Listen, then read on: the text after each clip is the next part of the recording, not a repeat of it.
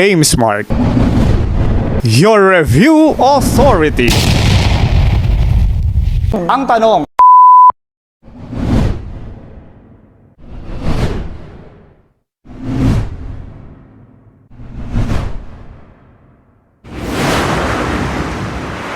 kung bago ka sa channel na ito, huwag kalimutang pindutin ang like, subscribe button, at notification bell para otomatiko kang maa-update sa mga latest videos na tiyak na makakatulong sa iyo.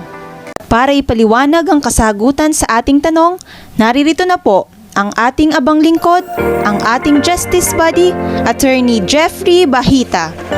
isang mapagpalang araw sa ating lahat. Now, let's proceed to question and answers regarding Criminology Board Examination. Aim Smart, your review authority. Our subscriber, Kerry Joyce Valdeviso, asks, how does the new law RA 11131 affect the Criminology Board exam? This is a very good question. And to answer that, the Professional Regulation Commission, or PRC, is the agency of our government that is mandated to regulate the different professions in the country, one of which is criminology. The following are the important provisions under the Philippine Criminology Profession Act of 2018 that affect the Criminology Board Examination. Number 1 is Section 14, Qualifications of an Applicant for the Licensure Examinations. Let us find out later what are the new qualifications of an applicant under the new law. Number 2 is about Section 15, which are the subjects for the licensure exam. And number 3 is about Section 17, rating in the licensure examination. Let's discuss this point by point. Aim Smart, your review authority. What are the qualifications of an applicant for licensure examination? Under Section 14, letter A is citizen of the Philippines or a foreign citizen whose country or state has reciprocity with the Philippines in the practice of criminology. Under the old law, Republic Act number 6506, only Filipino citizen can take the licensure examination for criminologists. However, under the new law, RA 11131, particularly under Section 14, Paragraph A, citizen of the Philippines or a foreign citizen whose country or state has reciprocity with the Philippines in the practice of criminology. It means that it is not only limited to Filipino citizens but also to foreign nationals. Why is that so? Because this new law would like to advocate that the practice of criminology profession should not be limited within the Philippine soil.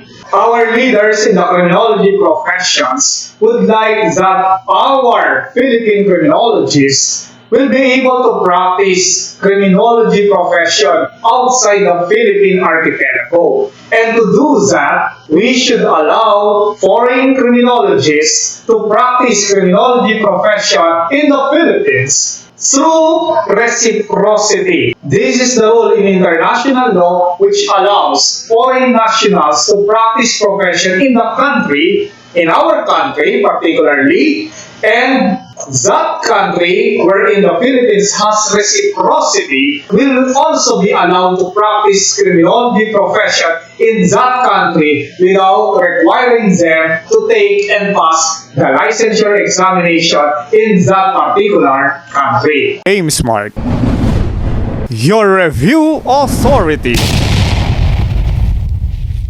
Letter B, of good moral character, good reputation, and of sound mind and body, certified by the school where he or she graduated and the barangay where he or she lives, unless the examinee is a foreign national, a certification from any professional of good standing will do. So this is about good moral character. As much as possible, try to avoid any conceivable charges against you, whether administrative, civil, or more so in criminal cases. You have to avoid that so that you will be able to take the licensure examination. Aim Smart. Your review authority.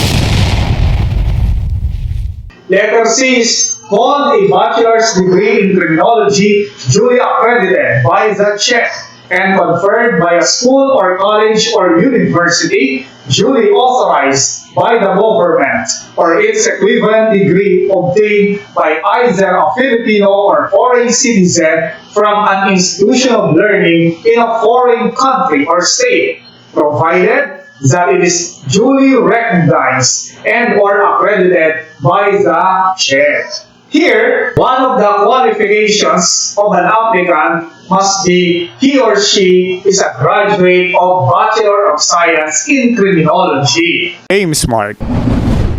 Your review authority.